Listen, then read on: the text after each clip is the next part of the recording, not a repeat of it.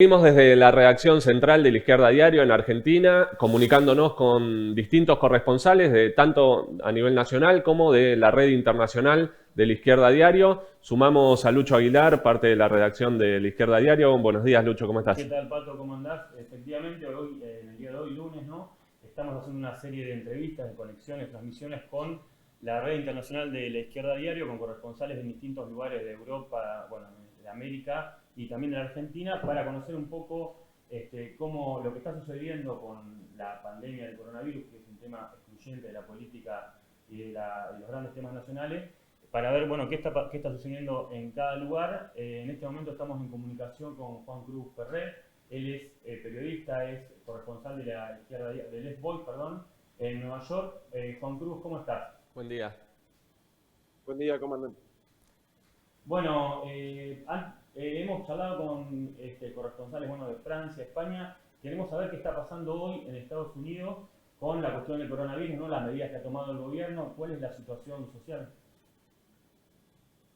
Bueno, ustedes saben que el coronavirus eh, llegó a Estados Unidos y se está expandiendo de una manera drástica, rápidamente.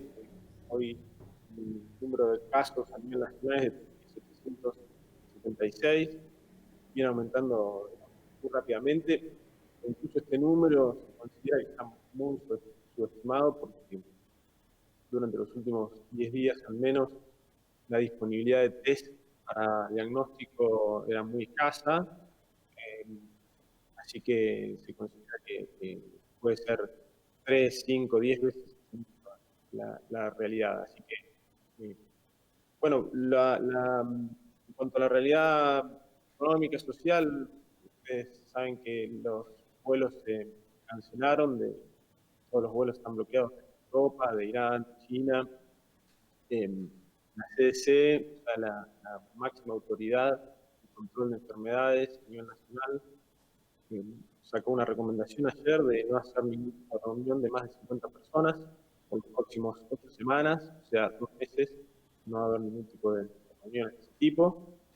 Las escuelas están cerrando, el sistema de escuelas público más grande del país, que incluye más de 1 millón de estudiantes, que es el de Nueva York, cerró, es decir, no cerró hoy, pero ya anunciaron que esta semana cierran. Lo mismo con el sistema en Los Ángeles, en las grandes ciudades. Así que, bueno, evidentemente todo esto está dando un impacto muy grande en la economía, vemos las bolsas cayendo alrededor del mundo y Estados Unidos no es la excepción. Juan, contanos vos también como médico, sabemos o se conoce especialmente ahora que el sistema de salud de Estados Unidos es uno de los más eh, precarios en el sentido que deja una gran parte de la población por fuera de una cobertura. Si muy sintéticamente, para alguien que no conoce cómo es, ¿quién está incluido? ¿Quién puede atenderse hoy en Estados Unidos en un hospital, en una clínica? ¿Quién no? ¿Y qué situación social genera esto con la pandemia? Bueno, a diferencia de países como Argentina, donde hay un sistema de salud público y gratuito, donde a pesar de estar financiado o precario, etcétera, existe el derecho social a la atención de la salud. Bueno, acá en Estados Unidos no existe ni siquiera eso. Em, la capacidad o la habilidad de tener acceso a la salud está determinada simplemente por tu capacidad para pagar, o sea, a través del mercado. Hay un programa que es el Medicaid para familias pobres, pero está muy, muy restringido. El resultado es que 50 millones de personas no tienen seguro de salud, no tienen acceso a la salud, y aún los que tienen acceso a la salud tienen que pagar prácticamente por cada prestación, es decir, siempre hay copagos o otros costos. Esto implica que en una situación como la del coronavirus, por ejemplo, hay personas que han ido al hospital porque tenían síntomas de gripe y les cobran $1000 por una atención mínima o por el test de coronavirus. Entonces, eso significa, obviamente, que cualquier esfuerzo para controlar la epidemia y la transmisión de la enfermedad es muy escaso, es inútil, porque la gente directamente no va al hospital, y sobre todo, digamos, la situación tan precaria del sistema de salud es una crisis enorme en esta situación, pero también la situación muy precaria del sistema de protección social. Acá en Estados Unidos no existe por ley licencia por enfermedad con goce de sueldo, entonces muchísima gente que está enferma, que tiene síntomas de gripe o síntomas de dolor de garganta, etcétera, va igual a trabajar y sobre todo los que trabajan en servicios, en restaurantes, etcétera, lo que hace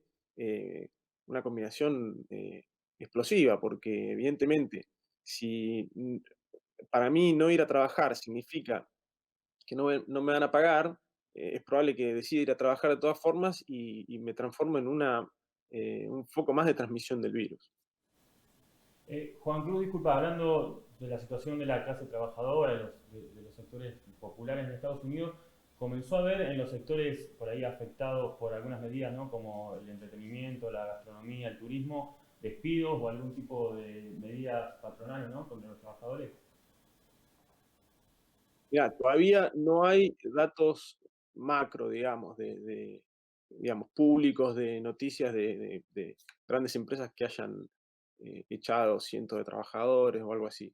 Pero yo te digo simplemente por el grupo de colaboradores de Les Boys, ya hay, en una semana hay dos que los echaron, uno que trabaja en Broadway, y como ustedes saben, cerraron Broadway hasta que se pase la parte más dura de la epidemia, y otra compañera que trabaja en una universidad y también los recortes ya están viniendo. Otro compañero, colaborador que trabaja en un restaurante también, porque están trabajando menos, todos los restaurantes y bares eh, tienen que cumplir con una norma acá en Nueva York de, de trabajar el 50% de la capacidad, o sea, eso implica, por supuesto, menos ventas, menos servicio y menos personal. Entonces, se recortan horas de muchos trabajadores. Y lo peor es que, claro, justamente esos trabajadores son los más precarios, muchos son trabajadores inmigrantes indocumentados, entonces son los que están en una situación más vulnerable, los que más sufren las consecuencias. Y Juan, vimos por los medios estos días que Trump, después de negar un poco, ¿no? Incluso hablar de la fake news sobre el coronavirus, dio aparte de bajar las tasas de interés de la Fed, sí dijo que iba a dar 50 mil millones de dólares para inyectar en la salud. Esto, contanos vos si es mucha plata o poca plata para pensar una pandemia y la contención de este sistema de salud, y si eso incluye, por ejemplo, que se va a atender de manera gratuita y hacer los test de manera gratuita a la población que lo necesite, o no, ni siquiera para eso es la plata.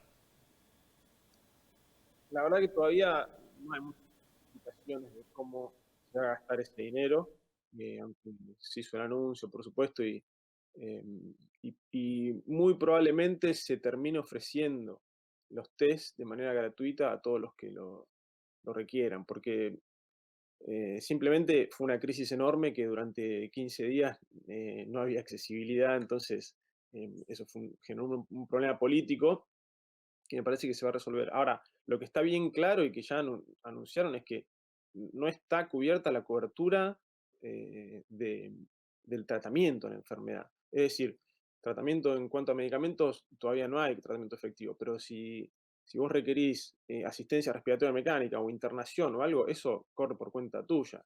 Si tenés seguro, quizá lo pagará tu seguro, pagará una parte, y si no, lo tenés que pagar de tu bolsillo. Entonces, eso claramente no está incluido, explícitamente está excluido del plan de Trump.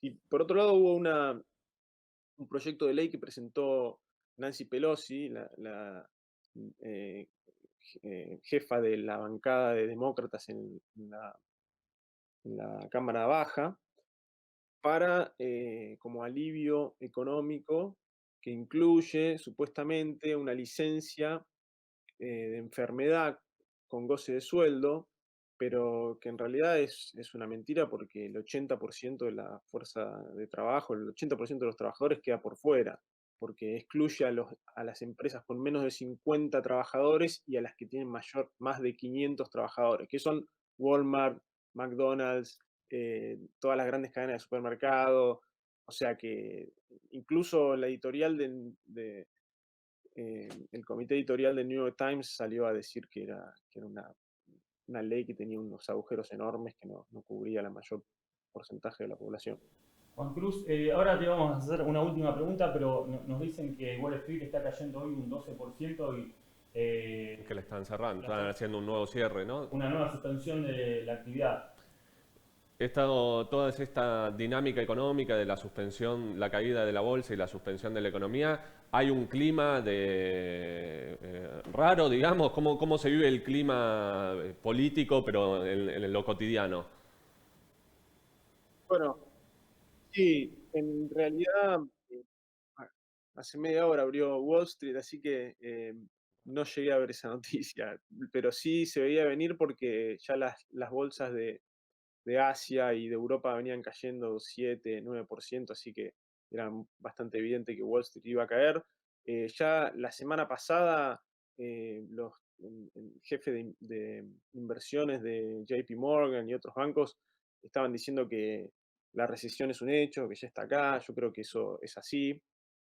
Hay una caída no sé, de casi el 10% desde febrero, así que eso ya el primer trimestre contalo como una reducción de la economía y el segundo trimestre seguramente también. Así que yo creo que ya hay una especie de comando o de intentos de control de daño y de ver cómo, evidentemente, las medidas de la Fed de bajar un punto entero porcentual de la tasa de interés ayer, domingo a la noche, fue una medida de emergencia, pero insuficiente.